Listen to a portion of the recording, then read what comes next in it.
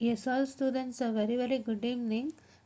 ಒಂದಿಷ್ಟು ಡೌಟ್ಸ್ಗಳು ಬಂದಿತ್ತು regarding the 7th sem examination ಯಾರಿಗೆ ಪೋಸ್ಟ್ಪೋನ್ ಆಗಿದೆ, ಸ್ಕೀಮ್ ಎ ಮತ್ತು ಸ್ಕೀಮ್ ಬಿಗ ಅಂತ. ಸ್ಕೀಮ್ ಎ ಅಂದರೆ ರೆಗ್ಯುಲರ್ ಇರ್ತಾರೆ, ಸ್ಕೀಮ್ ಬಿ ಅಂತ ಹೇಳಿದ್ರೆ ಒಂದಿಷ್ಟು students so who have been into the internship. ಅಂದರೆ ಈಗ 6th ಸೆಮ್ಮಲ್ಲಿ ಒಂದಿಷ್ಟು 7th ಸೆಮ್ ಸಬ್ಜೆಕ್ಟ್ ಕ್ಲಿಯರ್ ಮಾಡ್ಕೊಳ್ಳೋ ಅಂಥವ್ರು ಪ್ಯಾರಲಲ್ ಬ್ಯಾಚ್ ಮಕ್ಕಳು ಅಂತಂದ್ಬಿಟ್ಟು ಇರ್ತಾರೆ. ಸೊ ಅವರಿಗಾಗಿ ಬಂದಿರೋವಂಥದ್ದು. ಅಂದರೆ ಪ್ಯಾರಲಲ್ ಬ್ಯಾಚ್ ಅಂದರೆ ಮತ್ತೆ ಕನ್ಫ್ಯೂಸ್ ಆಗಿಬಿಡಿ, ಕೆಲವರು 7th ಸೆಮ್ ಕಂಪ್ಲೀಟ್ ಇಂಟರ್ನ್ಶಿಪ್ ತೊಗೊಂಡಿರ್ತಾರೆ. ಸೊ ಅವ್ರಿಗಾಗಿ ಒಂದಿಷ್ಟು ಇರುತ್ತೆ.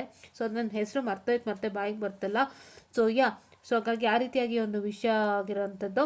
ಸೊ ಹಾಗಾಗಿ ಇವಾಗ ಏನಪ್ಪ ಅಂತ ಹೇಳಿದ್ರೆ ಇದಕ್ಕೊಂದು ಕ್ಲಾರಿಟಿಯನ್ನು ಕೊಡಲಿಕ್ಕೆ ನಾನು ಬಯಸ್ತೀನಿ. ತುಂಬ ಕಾಮೆಂಟ್ಸ್ ಆಗಿದೆ, ಇಷ್ಟೆಲ್ಲ ನಾವು ರೆಸ್ಪಾನ್ಸ್ ಮಾಡ್ತಾನೆ ಇದ್ವಿ ಫ್ರಮ್ ಲಾಂಗ್ ಟೈಮ್. ಸೊ ಇದಕ್ಕೆ ನಾನು ರೆಸ್ಪಾನ್ಸ್ ಕೊಡೋದಕ್ಕಾದರೆ so you can see that so your exams are rescheduled ಅಂತ ಡೀಟೇಲ್ಸ್ ಏನು ಕೊಟ್ಟಿದ್ರು ಅದಕ್ಕೆ ತಕ್ಕಂತೆ it is postponed for both scheme A and scheme B. Okay, both scheme A and scheme B. So ಹಾಗಾಗಿ ಇಬ್ಬರಿಗೂ ಅಪ್ಲೈ ಆಗುತ್ತೆ ಇದು. ಸೊ ಹಾಗಾಗಿ ದಯವಿಟ್ಟು ಇಬ್ಬರೂ ಉಪಯೋಗಿಸ್ಕೊಳ್ಳಿ, ಆಯಿತಾ.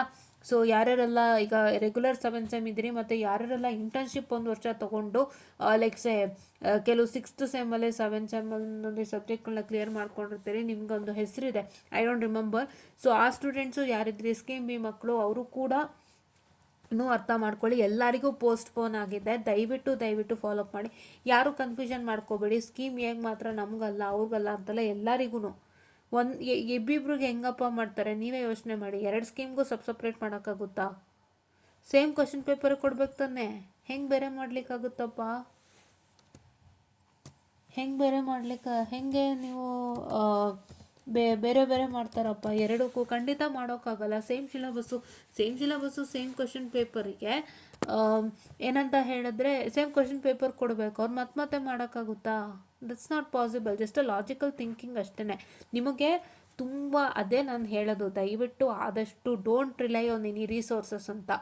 ಸುಮಾರು ಕಡೆ ಫೇಕು ಹರಡಿಸ್ತಿರ್ತಾರೆ, ನಮಗೆ ಗೊತ್ತಾಗಲ್ಲ ಅಲ್ವಾ. ನಾನು ಅದಕ್ಕೆ ಹೇಳೋದು, ಯಾರನ್ನೂ ಬಿಲೀವ್ ಮಾಡಬೇಡಿ, ಡೈರೆಕ್ಟಾಗಿ ಕಾಲೇಜ್ಗೆ ಹೋಗಿ ಅಂತ. ಬಟ್ ನಾನಿಲ್ಲಿ ಕರೆಕ್ಟ್ ಇನ್ಫಾರ್ಮೇಷನ್ ತಿಳ್ಕೊಬಂದು ಇಲ್ಲಿ ಇನ್ಫಾರ್ಮ್ ಮಾಡ್ತಿದ್ದೀನಿ ನೋಡಿ. ನಿಮ್ಮ ಟೆಲಿಗ್ರಾಮ್ಗಳಲ್ಲಾಗಲಿ ಬೇರೆ ಬೇರೆ ಕಡೆ ಆಗಲಿ ಸರ್ಕ್ಯುಲರ್ ಹೆಂಗೆ ಆಗ್ತಿದೆ, ಸರ್ಕ್ಯುಲರ್ ಹೆಂಗೆ ಸರ್ಕ್ಯುಲೇಟ್ ಆಗ್ತಿದೆ ಅಂದರೆ ಒಂದೇ ಸ್ಕೀಮಿಗೆ ಮಾತ್ರ ಪೋಸ್ಟ್ಪೋನ್ ಆಗಿರೋದು, ರೆಗ್ಯುಲರ್ ಮಕ್ಳಿಗೆ ಹಾಗೆ ಇರುತ್ತೆ ಅಂತಂದ್ಬಿಟ್ಟು. ಸೊ ಆ ರೀತಿಯಾಗಿ ಸುಮಾರು ಕಡೆ ಸರ್ಕ್ಯುಲೇಟ್ ಆಗ್ತಿರುತ್ತೆ, ನೀವು ಕನ್ಫ್ಯೂಸ್ ಆಗ್ತೀರಿ. ಸೊ ದಯವಿಟ್ಟು ಆದಷ್ಟು ಏನಾದ್ರು ಡೌಟ್ಸ್ ಬಂತಾ ಕಾಲೇಜಲ್ಲಿ ಕೇಳ್ರೋ, ಓಕೆನಾ.